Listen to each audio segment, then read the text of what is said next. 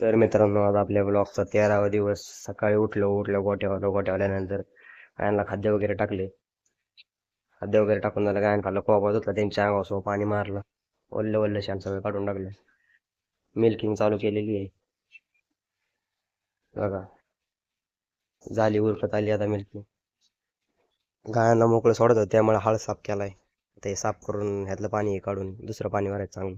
गाया सोडायच्यात आज मोकळ्या. तर आपल्या गायांना कुट्टी वगैरे टाकून झाले तर सोडायचे त्यांना मोकळ्या.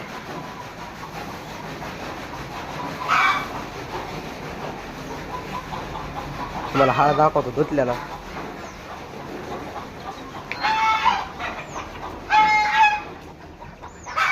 बघा, हळ धुतलाय. बाहेरनं चुना मारलेल्या, आतमध्ये चुना टाकला, त्यामुळे तर दिसते पाणी. चुना टाकल्यामुळे चुन्याची निवळी आली वर.